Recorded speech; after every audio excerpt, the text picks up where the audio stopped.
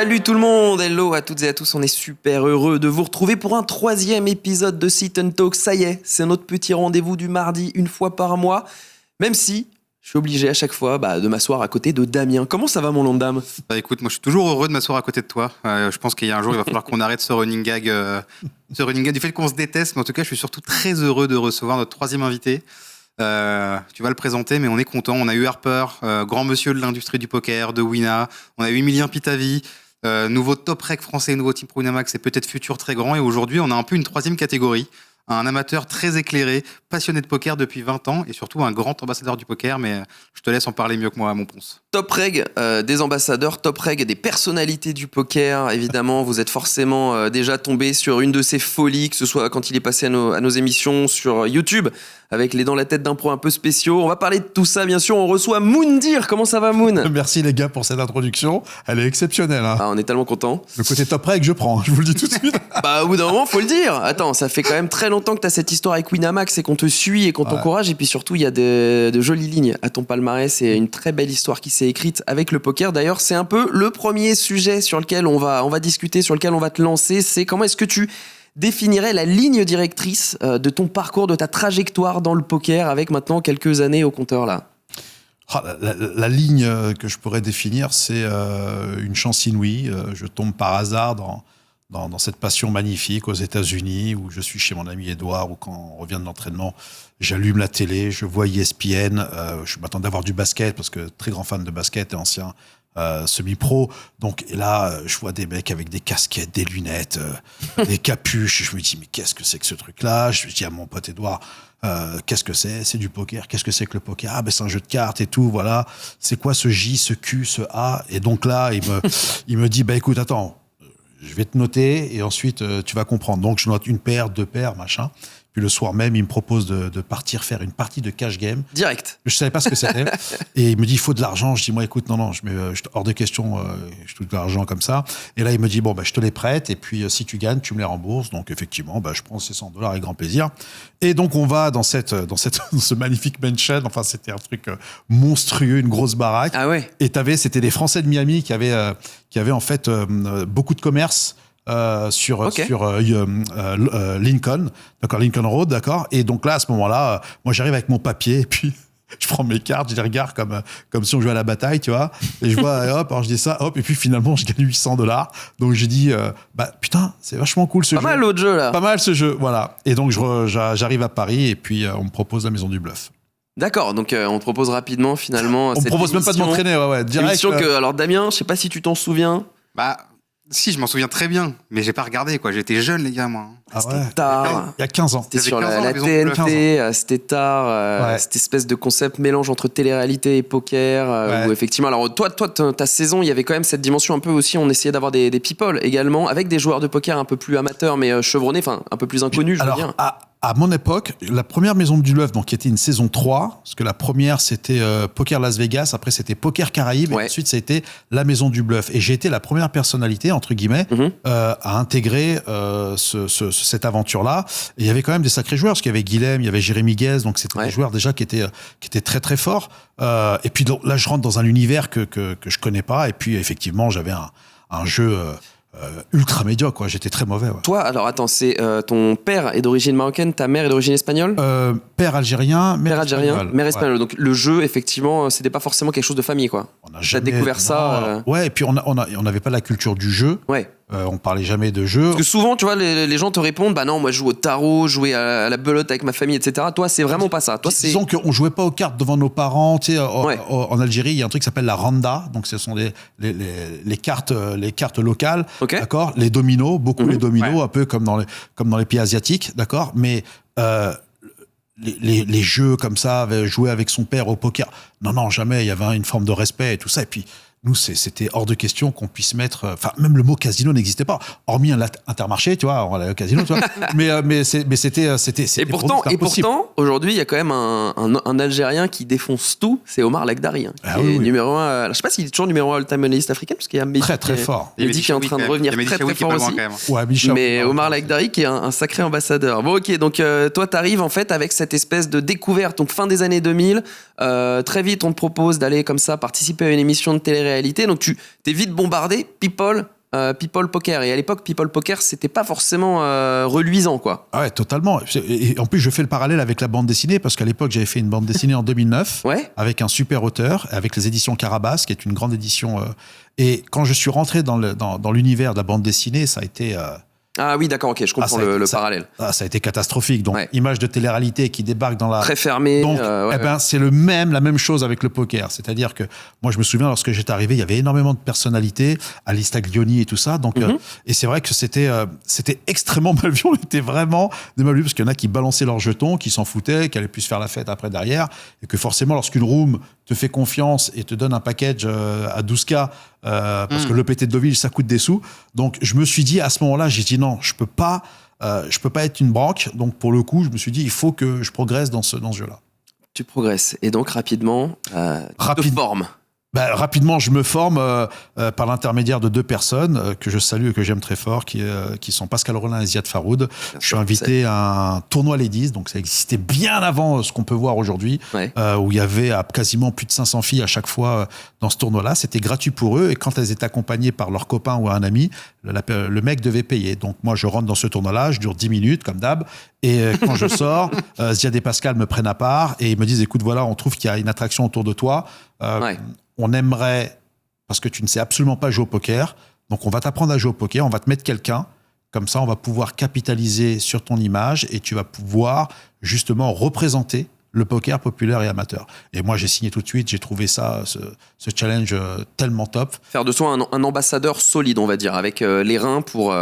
Exactement, et moi ce qui m'intéressait, c'était de progresser. C'était de voir, est-ce que je suis capable à 42 ans de pouvoir progresser.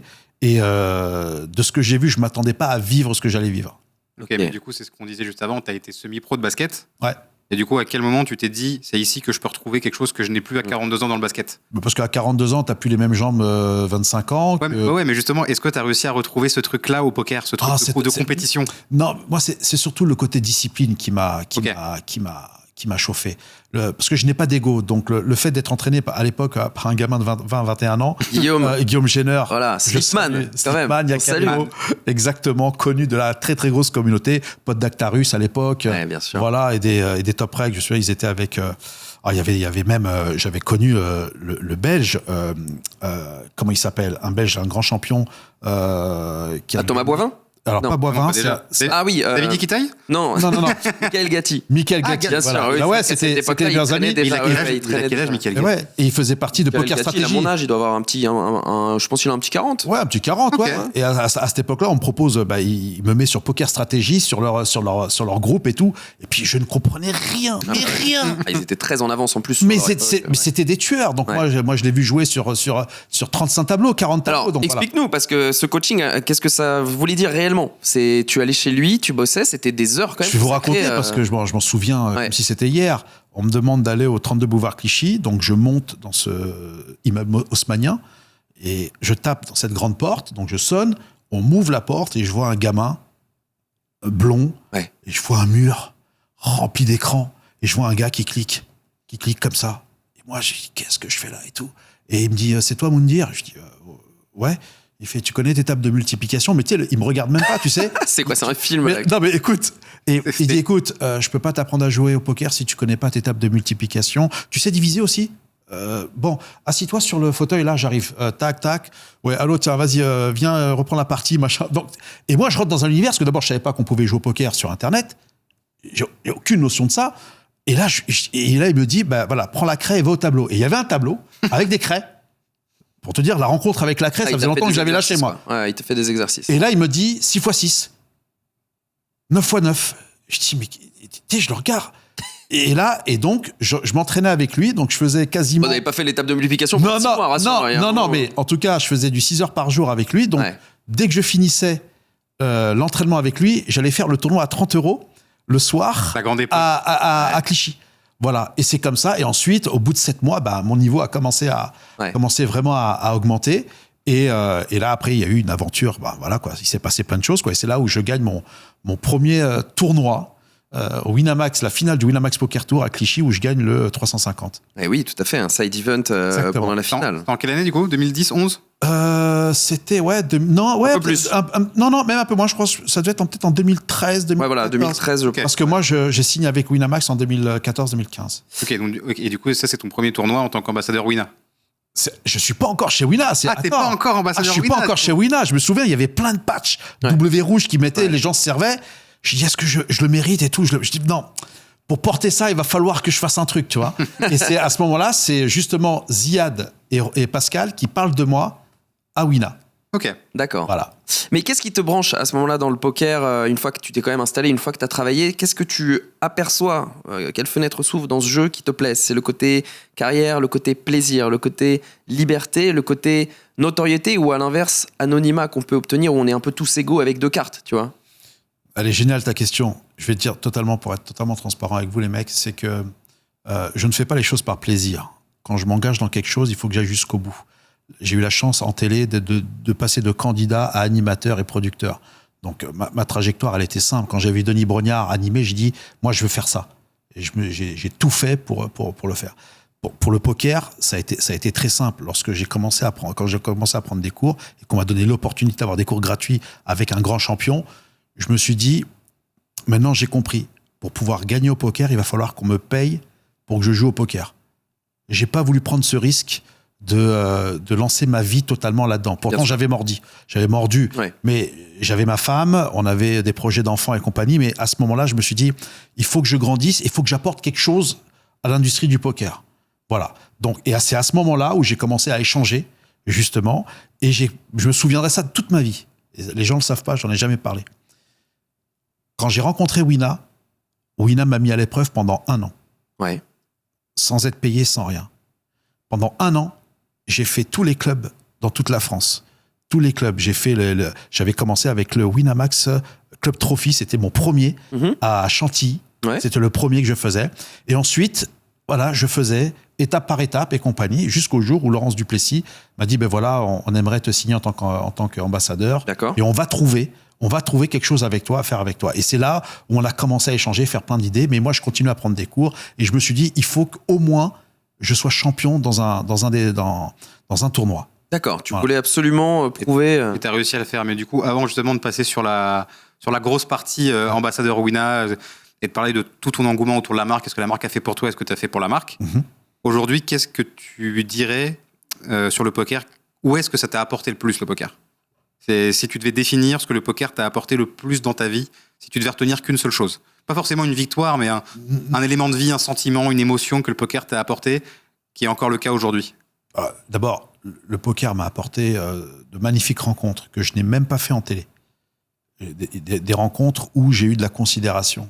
Et il n'y a rien de plus satisfaisant pour quelqu'un qui est engagé et qui respecte ses engagements, d'avoir de la considération. Et ça vaut tout l'or du monde.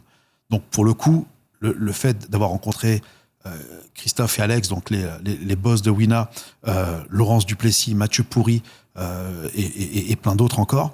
Mais voilà, ces gens qui m'ont fait confiance et à qui j'ai pu développer énormément de choses, ça, pour moi, ça a été une satisfaction monstrueuse, quoi. C'est avant tout une aventure humaine, toi, en fait, le poker. Avant toute la partie jeu, il y a vraiment un gros côté humain, quoi. Mais de toute façon, si on passe tout de suite côté jeu, il n'y aura plus d'humain. Moi, ce qui m'intéressait, c'était justement d'évoluer avec des gens qui savent le poker du futur, enfin le poker de demain. Je ne voulais pas rester je voulais pas être juste un mec qui regarde des cartes. Il y a des gens qui sont 100 fois plus forts que moi. Je ne serai jamais un professionnel. Je ne serai jamais un très grand doué du poker. Par contre, je sais qu'un jour, je serai champion. Ça, c'est clair et net. Je sais qu'un jour, je serai champion, au moins une fois, mais que derrière, ce que je vais avoir et ce que je vais apporter va beaucoup aider à l'industrie du poker. En tout cas, c'est le sentiment. Tu sauras transformer cette victoire en quelque chose, la faire ruisseler sur tout le poker grâce à ce rôle d'ambassadeur. Totalement. Et si je gagne un jour un titre, le vrai titre des WSOP, je pense que ça va ouvrir pas mal de choses. T'en étais où dans ta vie professionnelle et personnelle au moment où tu signes avec Wina? Est-ce que ça a été un tournant dans ta vie en termes d'engagement aussi? Ouais, ça a été un super tremplin parce que quand je signe avec Wina, c'est à ce moment-là où je signe quand je suis animateur et que j'anime pour la première fois une émission qui s'appelle Les Apprentis Aventuriers. Bien sûr, Voilà. vous me direz Les Apprentis Aventuriers. Exactement. J'enchaîne avec RMC Poker Show. D'ailleurs, on a été ensemble, Ponce P, dans cette aventure. Et effectivement, je me retrouve à être sur toutes les chaînes, et en plus avec Wina. Donc ça a été... Toute souris, quoi. C'est-à-dire qu'il y a un moment, je me dis, le travail paye, quoi. Il y a pas de raison. C'est-à-dire qu'on a été des acharnés. Celui qui est endurant et qui endure, il est toujours récompensé. Ça, c'est clair et net. Ça n'existe pas quelqu'un qui s'acharne au boulot qui n'est jamais récompensé. Jamais. Ça prend du temps. Mais la récompense, elle est digne et elle est surtout à la hauteur des sacrifices. Donc, c'est vrai qu'il y a un moment, 2014, 2015, 2016, 2017, ça a été monstrueux. Et puis, la première fois que je fais des tournois qui sont adulés et rêvés par des millions de joueurs amateurs. Tu coches plein de cases, en fait, dont tout le monde rêve, finalement. Et alors, moi, j'ai un truc qui m'intéresse aussi, tu travailles étroitement avec Stéphane Matteux, le coach du team. Et comment est-ce que tu vis, justement, cette espèce de parallèle qu'on peut faire entre ton rôle d'ambassadeur pour Winamax et au sein des joueurs, l'intégration que tu peux faire sur le circuit quand tu vas jouer ces mêmes tournois, en rapport avec ceux que tu côtoies également, les team pro, qui eux sont des joueurs qui dédient leur vie et qui parient leur vie, on pourrait dire finalement, à ce jeu. J'aime bien le fait que tu aies dit tout de suite, moi j'ai compris qu'il fallait que je sois payé pour faire briller ce jeu. C'est comme ça que tu le vis vraiment, c'est-à-dire que voilà, toi ça te permet d'avoir quoi, de l'humilité, ça te permet d'avoir finalement plus de relâchement aussi au moment de jouer ces tournois. Tu vois, on change jamais, par exemple, comment dire ça dans un français correct, il faut jamais changer qui tu es dans la manière et ton approche dans les projets. C'est-à-dire que lorsque j'ai affaire à Stéphane, je sais que moi j'ai des comptes à lui rendre, pas en tant que pro, mais en tant qu'ambassadeur. C'est-à-dire que j'ai les mêmes responsabilités qu'un pro, entre guillemets, mais pas la même approche qu'un pro. Tu comprends ? C'est-à-dire que même moi, quand il y avait les pros, tout ça, j'hésitais à aller les voir. Parce que je pense qu'il y a aussi un côté, un cercle fermé. C'est-à-dire qu'il ne s'ouvre pas à n'importe qui.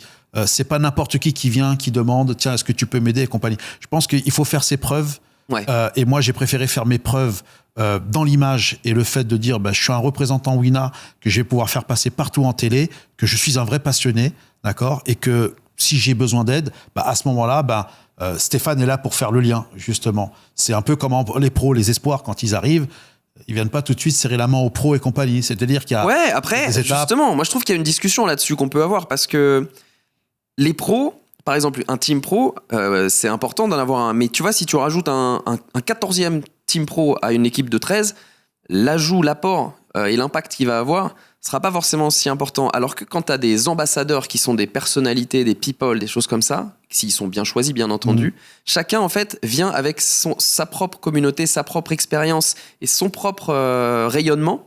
Et je trouve que ce rôle-là, il n'est pas du tout à négliger et il ne faut pas galvauder l'importance des ambassadeurs aujourd'hui pour une marque. Moi, je sais que j'ai l'impression que ces derniers mois, dans le poker, on est en train d'effectuer un petit peu un retournement vers l'importance de la communication qu'il faut faire autour du poker, parce qu'on a peut-être un peu oublié pendant quelques années qu'il fallait faire aimer ce jeu aux nouvelles générations, faire que les jeunes de 20-21 ans se disent pas c'est le jeu auquel jouent mes parents, c'est parce que c'est un jeu génial que tes parents ils y jouent. Et j'ai l'impression qu'on revient vers ça, et ça c'est le rôle des ambassadeurs, parce qu'aujourd'hui les team pro, on en discute, mais j'ai l'impression qu'ils s'adressent de plus en plus à un public déjà conquis, si tu vois ce que je veux dire. C'est-à-dire que c'est des niches, quoi. Quand tu signes un team pro, voilà. C'est pour ça que moi, quand j'ai commencé avec Wina, par exemple, en 2014, il n'y avait pas de stream gang. Il y avait pas aujourd'hui toute cette armada. Ouais, et puis il n'y avait pas aussi toute cette armada de créateurs de contenu sur le poker et compagnie. Attention, et puis il a bien fallu avoir une base. Donc forcément, moi, ce que je sais de ce que je vois dans le terrain depuis 12 ans, quand tu dis à un pro de venir dans un club de poker au fin fond de la France, ça le réjouit pas. En temps normal, ça le réjouit pas. Et puis t'as aussi des mecs du club qui sont pas forcément... Et t'as des mecs du club, effectivement, à l'inverse, qui eux sont très effrayés parfois, sont très effrayés à l'idée de les approcher parce que ils voient que c'est des mecs qui ont gagné des millions, qu'ils les voient à la télé. Enfin, il y a quand même un peu comme quelqu'un qui me croise dans la rue, qui m'a vu à la télé, qui hésite à me voir et compagnie. Moi, c'est l'inverse. Moi, que je sois dans un tournoi gratuit, dans un tournoi ou autre, je prends autant de plaisir que parce que je viens de là. Je viens de là, et c'est comme la télé, quand je continue à faire mon marché et compagnie, les gens qui m'arrêtent ou autres, avec ma femme, je prends toujours un peu de temps. Même si parfois c'est pas évident, mais on prend du temps. Et je pense que le poker populaire amateur, c'est ce qui tient le poker aujourd'hui. C'est pas les pros qui tiennent. Mais tu vois, moi je pense que ça peut même s'élargir à. Tu parlais d'Alice Taglioni, bon, c'est pas pour la citer elle, mais aux people qui sont des vrais amateurs, même pas éclairés, tu vois. Je pense qu'il faut pas qu'on oublie quand même de les avoir, ces gens-là qui juste aiment jouer, en foot partout, sont pas forcément bons, mais qui sont des personnalités. Parce que voilà, il en faut quand même. Mais il en faut. Il faut réussir à garder à l'esprit qu'il y a deux messages à faire passer, quoi. C'est que ça reste un jeu génial, incroyable. Du moment que personne se met en danger pour y jouer. Bien sûr. Et que ça reste un jeu où on maîtrise sa consommation et sa participation au jeu, en fait, ça pose des problèmes à personne. Donc, évidemment qu'on a envie de toucher un peu les nouvelles générations, de leur dire venez, c'est un jeu incroyable, et ça passe, comme dit Ponce et comme dit Moundir, par quelque chose où on va réussir à avoir des visages forts à coller à ce jeu, quoi. Et il faut que les personnalités qui sont engagées dans ce jeu-là, lorsqu'ils viennent avec passion, c'est qu'il ne faut pas qu'ils oublient aussi quelque chose. C'est qu'ils viennent aussi pour être de vrais représentants qui vont rencontrer la France plurielle et que cette France plurielle va les approcher, va venir leur poser des questions, évidemment, machin. Donc, non, mais c'est aussi une patience à avoir. Parfois, c'est pas évident, mais ça, c'est un vrai plaisir. Donc, être invité, c'est pas uniquement être dans un bel hôtel, manger all inclusive. Ah bah ça, on a bien vu que tu mettais la main à la pâte pour le coup. Tu vois, non mais c'est-à-dire que c'est ce que je fais aussi en télé, tu vois. Ouais, bien sûr. Quand je fais en télé, j'arrive, je salue toute la régie parce que je peux pas commencer mon plateau si je salue pas toutes les équipes avec lesquelles je travaille, être à l'écoute de tout le monde. Enfin, voilà. Mais bon, ça fait partie en tout cas juste être une bonne personne finalement. Ouais, éduqué. En réalité, éduqué, quoi. Voilà. En réalité, hein. Non, et écoute, en plus, moi je trouve que ce discours qu'on a là, une bonne illustration, c'est dans la tête de Moundir. Donc tu as joué le rôle dans la tête d'un pro, et on a vu tant par l'impact de ce programme que par les chiffres de son audience, que par les retours de la communauté et extra-communauté, puisqu'en plus il a été diffusé sur W9, que avoir toujours la recherche du pro absolu qui est le plus finalement rigoureux, qui est le plus légitime dans cet exercice-là, c'est pas forcément ce qu'il faut chercher. Il faut aussi peut-être parfois aller chercher des joueurs comme toi qui sont avant tout animés par leur flamme, par leur passion de ce jeu et par leur envie de bien faire, et de montrer pourquoi est-ce qu'ils adorent faire ça. Et toi, j'imagine, maintenant tu vas nous dire tu vas nous redire plutôt que le ressenti d'avoir participé à ce programme, c'était génial, j'imagine. Tu vois, Ponce et Damien, là tu me parles d'envie ou de flamme.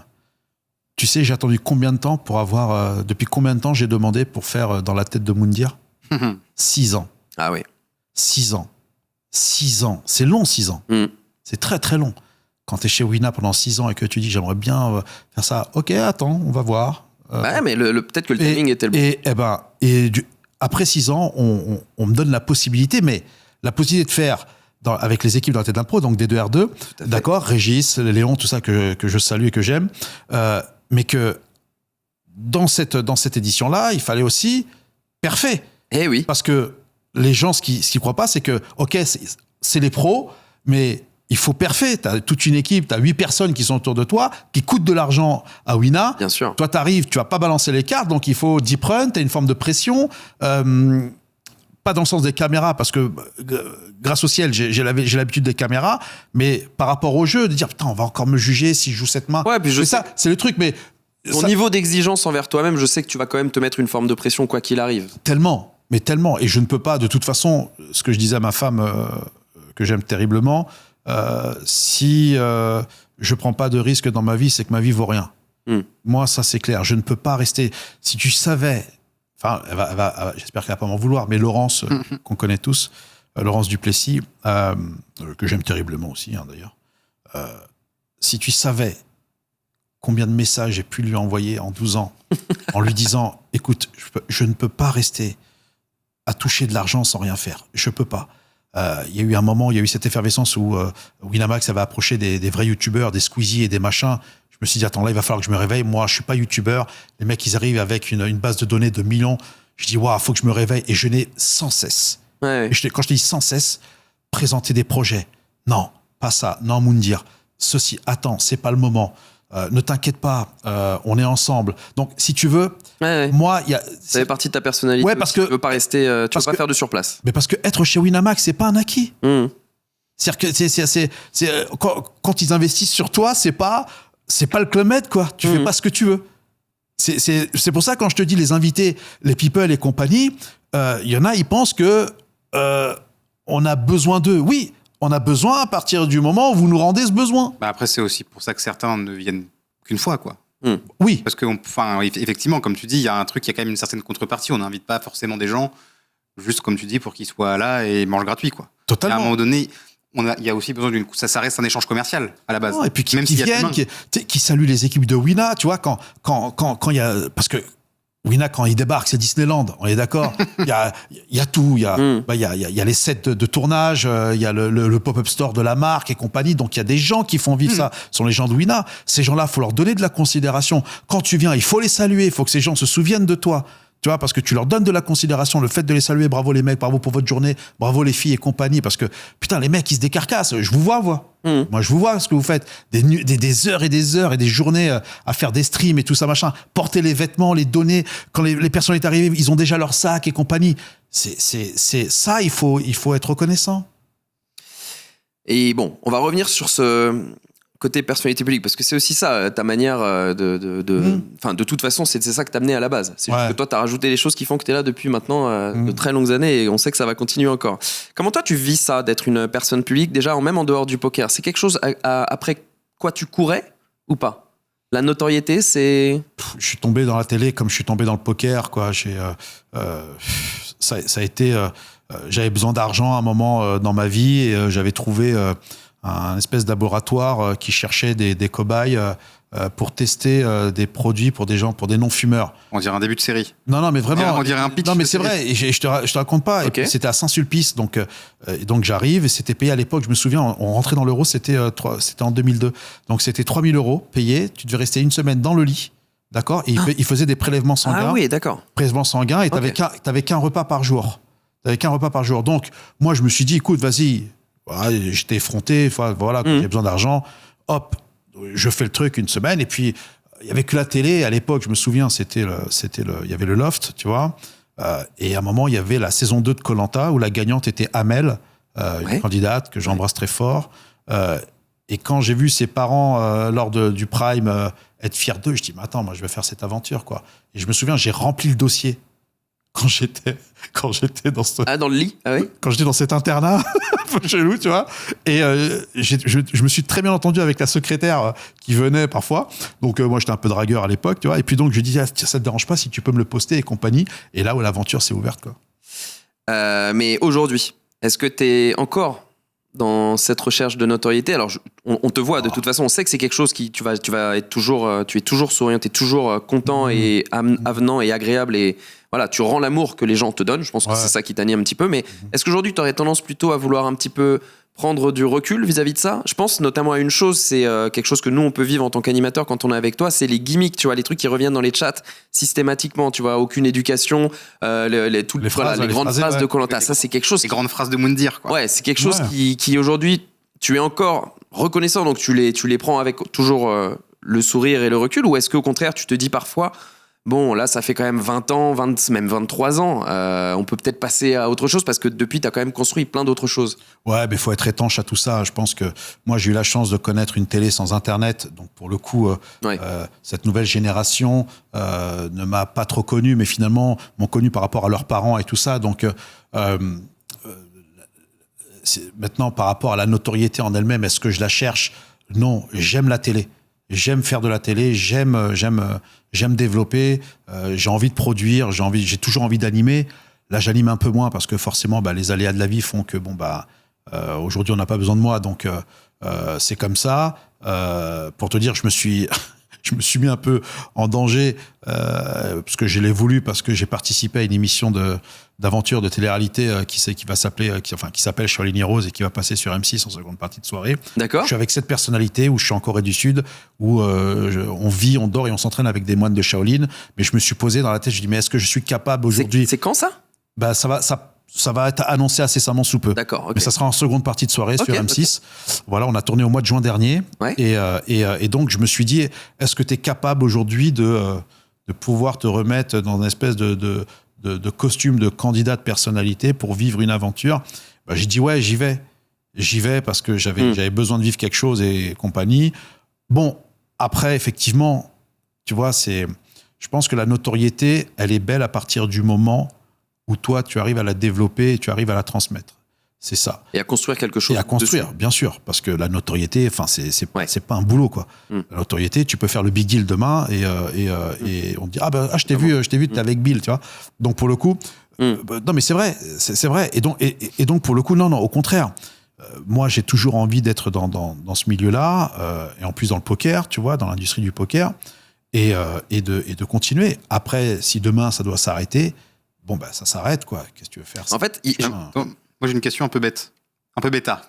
Est-ce que tu préférais, si demain on te laisse le choix, est-ce que tu préférais arrêter la télé ou tu préférais arrêter Winamax et toute la communauté poker qui va avec?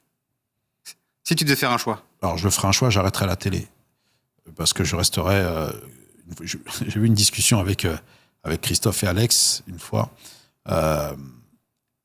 et j'aurais dit que j'étais intransférable.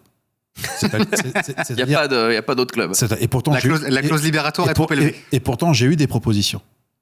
On m'a fait des propositions. Mais Wina, c'est ceux qui m'ont fait confiance. C'est ceux qui ont investi en moi. Ils ont toujours cru en moi. Ils m'ont toujours écouté. Ce qui est très rare. Ce qui est très, très rare dans le monde de l'industrie. En tout cas, je ne te parle même en télé et compagnie. Et que j'ai trouvé, entre guillemets, une forme de seconde famille. Même si c'est un boulot, qu'il y a des patrons, qu'il faut respecter, qu'il y a des règles. J'ai trouvé une seconde famille. Et rien que pour ça, je te le dis honnêtement, si demain on me dit tu signes 30 ans avec Wina où on t'offre ton premier prime sur TF1 où tu animes Koh-Lanta, c'est clair et net. Je te le dis tout de suite. D'accord. Je switch tout de suite, je reste chez Wina. Mais en même temps, je trouve que ça résout un peu un paradoxe qu'on peut sentir avec toi sur ce côté justement la lumière, la notoriété, et en même temps on sent que ton équilibre tu le trouves aussi dans ta vie de famille où tu es beaucoup plus secret et tu es beaucoup plus, tu vois, tu habites loin dans un endroit où, voilà, dans ta Camargue où c'est quand même la nature, c'est avant tout, tu vois, les trucs, les racines un peu simples, quoi. Et on pourrait croire que c'est deux faces, en fait c'est deux faces de la même pièce, quoi, c'est ça que je veux dire. Et dans la télé finalement, bah, quand tu dis c'est pas si important pour toi le côté lumière, c'est si tu peux produire, si tu peux transmettre et si tu peux construire, finalement ça l'est tout autant que de te retrouver le candidat qui fait la une des journaux. C'est pas forcément ça qui t'intéresse, quoi. Ouais, non, c'est pas ça qui m'a... Et puis, tu sais, le fait... Il y a une chose que j'oublierai jamais de toute façon, et puis ça, c'est un patrimoine qu'on pourra jamais m'enlever. Ce qui est au fond de moi, c'est l'éducation de mes parents qui nous ont inculqué. On a grandi dans des quartiers populaires où il y avait deux éducations. Il y avait l'éducation de la maison et l'éducation de la rue. Et rien que pour ça, ce que m'a inculqué, parce que c'est notre mère surtout qui nous a éduqués. Mon père était souvent au travail, parfois à l'étranger. Donc c'est ma mère qui a tenu le rôle de la mère et du père. Parfois, c'était pas facile pour elle, mais on a eu une éducation dans le code de l'honneur et du travail, et de la reconnaissance. Parce que mon père disait, ta vraie paye, c'est quand on te remercie. C'est-à-dire quand ils sont contents de ton travail, ça c'est ta vraie paye. C'est-à-dire que les gens se souviennent de toi, ils te rappellent. Et ça, je l'ai gardé au fond de moi. Donc quand je suis rentré dans ce monde de show business et de télé, je faisais pas les soirées, enfin, j'étais pas dans ce monde de nuit, de paillettes, où on te propose des contrats la nuit, ou un peu comme si tu signais un contrat au bord de mer, tu vois. Ce sont des contrats qui ne sont pas valables, et que derrière j'ai su justement j'ai su faire les choix, quoi. Et puis le côté ce qu'on appelle le côté obscur tant dans le poker que dans la télé, le showbiz, pareil. Poker, tu peux vite rentrer. Démons, Ah ouais, très vite. Tu vois, on a des exemples. Donc nous, on n'avait pas besoin de mettre la main dans le feu pour savoir si ça brûlait. On avait d'abord des exemples. On avait des exemples autour de nous dans le quartier, des mecs qui ont fini avec une jupe au bois. Et puis ensuite, non mais c'est vrai. Et ensuite, on a vu nos parents se tuer pour nous. Enfin, ils ont sacrifié leur vie pour nous. Donc, en fait, moi, je retranscris uniquement ce qu'on m'a inculqué. Donc effectivement, aujourd'hui, la jeunesse d'aujourd'hui n'est plus la même, c'est plus ma génération. Donc moi, j'ai voulu quitter Paris parce que d'abord, j'ai eu la chance de rencontrer une Camarguaise. Donc, pour le coup, ça m'a aidé aussi, mais je voulais quitter Paris, je voulais pas que mes enfants grandissent à Paris. Donc effectivement, je voulais qu'il y ait la nature, je voulais qu'ils soient dans un environnement, et pour ça, il y a un prix à payer, quoi. Il y a un prix à payer, parfois tu les vois très peu parce que tu peux pas avoir la vie de château. Tu prends beaucoup de train. Ouais, et tu peux pas avoir la vie de château et rester dans le château. Ça n'existe pas. Donc il y a des sacrifices à faire. C'est pas mal, ça. Tu peux pas avoir la vie de château et rester dans le château. J'aime bien. C'est pas mal ça. Un autre projet sur lequel tu t'es bien appuyé, enfin que tu as construit, je veux dire, et où tu as fait preuve de ta fidélité, c'est le RMC Poker Show, qui est quand même également très important pour toi, pour nous aussi, et puis pour toute la communauté poker, parce que mine de rien, le show qui est... Je sais plus combien des 12 ans de saisons vous avez. Voilà, moi j'ai commencé à 12 ans, mais c'est plus long. Parce qu'à l'époque, ça s'appelait Dr Poker. Dr Poker, ça je l'ai fait. Ouais. Dr Poker. C'était pas les mêmes partenaires. Non, c'était pas avec Winamax. Il y a eu 3 partenaires avant. Ils ont eu du temps avant de trouver le bon. Aujourd'hui, tu te sens comment? Tu te sens plutôt commentateur, joueur, passeur d'expérience, animateur? C'est quoi ton rôle finalement dans l'émission? Je vais garder co-animateur. Voilà, en fait, c'est un peu. Il n'y a pas de sniper si tu veux, mais moi, quand je. D'abord, il faut savoir comment s'est passée mon introduction dans RMC Poker Show. Il y avait un ancien qui est un membre de l'équipe de France du Fleuret. Comment il s'appelle? Hugo Bry, exactement. L'entraîneur, ouais. Donc, il avait été approché par la Chine pour entraîner l'équipe nationale de Chine. D'ailleurs, ils ont gagné les Jeux Olympiques grâce à lui. J'ai du mal à voir où on va en parlant du RMC Poker Show et en parlant. Non mais voilà. Hugo Bry, l'entraîneur, t'es un grand passionné. C'était un grand passionné. Co-animé avec Daniel à l'époque. Exactement. Et donc, quand il est parti et que Winamax a repris le flambeau en tant que partenaire, donc ils ont cherché justement quelqu'un qui peut accompagner Daniel. Et à ce moment-là, Daniel cherchait, et celle qui lui a proposé mon nom, c'est Géraldine Maillet. C'est Géraldine, que j'embrasse. C'est Géraldine qui a dit, prenez Moundir. Et donc, Laurence Duplessis m'a dit, est-ce que ça te dirait de faire RMC Poker Show? En quelle année, du coup, ça que t'arrives 2014-2015. 2015. Donc là, du coup, on en revient à ce que tu disais tout à l'heure. Et je ne connais pas Daniel. Ok. Je le connais de nom, parce qu'on s'était vu dans les tournois People de Wina qu'on faisait dans les locaux de Wina. Et donc là, moi, si tu veux, comme je vais jamais sur un terrain conquis, il faut que je vois à qui j'ai affaire. Donc, je me tape toutes les émissions d'Hugo Bry et je regarde quel est le ton, quelle est l'ambiance. Tu vois, j'apprends les profils, tu vois, un peu comme sur une table finale où t'apprends qui sont les joueurs qui a la position sur toi. Et donc là, je sais ce qu'il faut. Ouais, c'était un bon joueur, Hugo, et puis bien passionné aussi. Et puis avec Daniel, ça se titillait déjà un peu. Bon, aujourd'hui, vas-y, dis-nous. Daniel, il est comment là? C'est quoi là? Vous jouez un peu déjà parfois? Ah, mais écoute-moi, déjà, quand je suis arrivé, on s'est tout de suite chambré. Et c'est ce qui a plu dans le ton de l'émission. Le ton de l'émission a tellement changé bien sûr, qu'on a su démocratiser une émission qui, en temps normal, était très fermée et qui était très peu vue. Il faut le dire les choses telles qu'elles sont. Alors qu'aujourd'hui, ça n'a strictement plus rien à voir. En podcast, on défonce tout. On a augmenté de 70%. On frappe quasiment plus de 100 000 auditeurs. Enfin, c'est monstrueux ce qui s'est passé avec les RMC Poker. Et on embrasse Jérémy Sirvin, bien sûr. Jérémy Sirvin, notre producteur, qui est mon ami, d'ailleurs, qui est devenu mon ami. Et forcément, ça a pris. C'est une croisière maintenant qui est exceptionnelle. On aimerait que ça passe en télé. On aimerait que ça se passe un peu comme font Fun Radio et compagnie, c'est en simultané, parce que ça a sa place. Mais je pense que c'est sur YouTube déjà. Ben oui, c'est sur YouTube. Oui, mais encore une fois, tu vois, on parlait de démocratiser et d'apporter quelque chose de plus. Moi, mon intérêt, c'est pas que ce soit sur YouTube. Moi, il faut que ça se démocratise. Il faut que les gens, la ménagère, ce qu'on appelle la ménagère, celle qu'on doit séduire, viennent voir et qui prennent plaisir. Parce que c'est ta cible là où tu vas être le meilleur. Exactement, comme à l'époque, la cuisine des mousquetaires, quand il y avait Maïté. Tu es donc Maïté. Quand tu kiffes pas la cuisine et que tu vois une Maïté, t'es obligé de la suivre. T'es obligé de la suivre parce que tu sais, elle va éclater qui? Elle va tuer un animal, on sait pas. Voilà. Moi, c'est ça. Mais je pense, et ça, je reste persuadé, tant que je ne serai pas champion du monde, ils le feront pas. Patrick Bruel, à l'époque. Donc tu penses que si t'es champion du monde, ça fera partie d'une. Et si Daniel, des choses. Et est-ce que si Daniel est champion du monde, Daniel est champion, on arrête tout. On arrête tout. Je vis en Italie. Voilà. Là, c'est RMC Poker Show. C'est qui l'invité qui te manque là dans le RMC Poker Show, parce que vous avez eu tout le poker. Est-ce qu'il y en a un dont tu rêves encore qui est pas venu? Écoute, je vous fais une confidence, les copains. Moi, vous savez, c'est un peu comme Olivier Mine, toujours plus loin, toujours plus haut, toujours plus fort. Fort Boyard, bien sûr. Et j'ai fait une demande pour avoir Michael Jordan. Ok, waouh. Quasi impossible, hein. Au mieux, on sait jamais. On rêve. Au mieux, j'ai un nom. Tu vois, au pire, j'ai un miracle avec une lumière bleue et tout ça.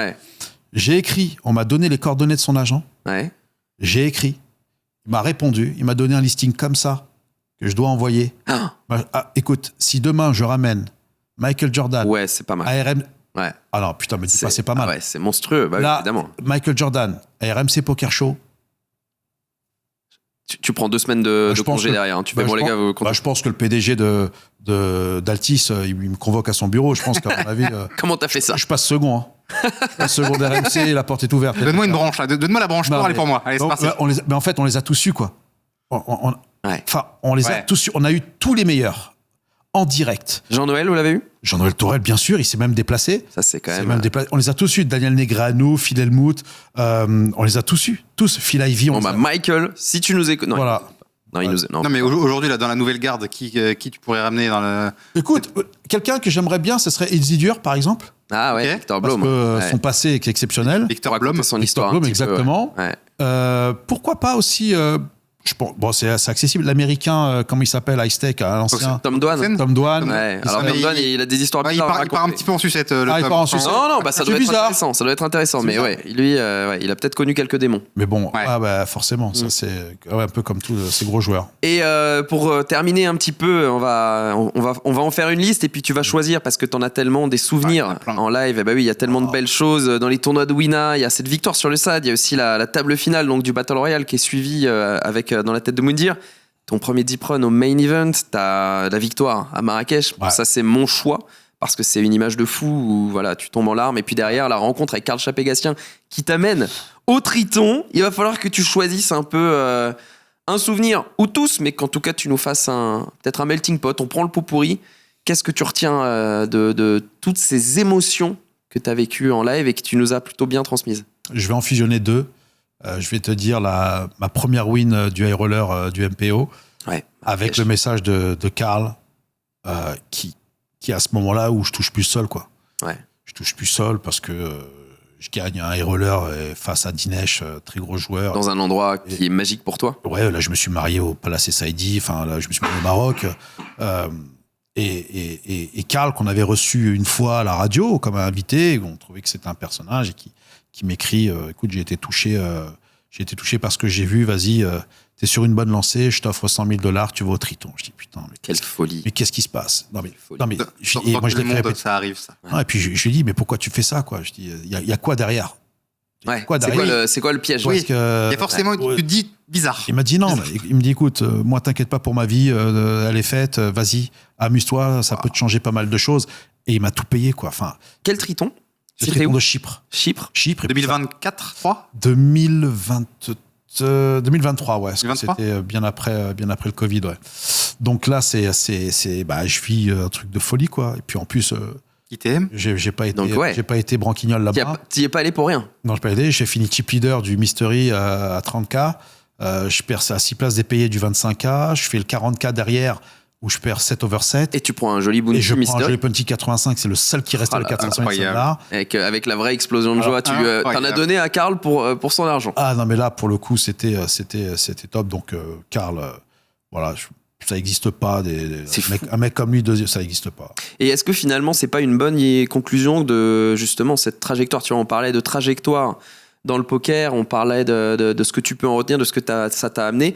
Bah, j'ai envie de dire que ça, quand tu as fait ta première partie à Miami là, avec ton pote Edouard, comment est-ce que tu aurais pu imaginer un seul instant que ça t'amène à vivre ce genre d'émotions et puis à les transmettre aussi quelque part en tant qu'ambassadeur? Tu vois, comme tout rend ce truc unique, quoi. Comme quoi que dans la vie, tu vois, avec de la patience, beaucoup d'abnégation, et quand tu te comportes bien dans la vie, tu rencontres des gens de lumière, et cette lumière t'apporte une nouvelle lumière, et à toi de prendre le flambeau, si je peux me permettre, et de le transmettre ensuite à des gens, et de toujours une chose qui est très importante, quelle que soit la célébrité ou l'argent qu'on gagne, il est très important de jamais manquer de respect avec les gens avec lesquels on travaille. Il faut toujours les considérer, ne pas leur manquer de respect, être surtout reconnaissant.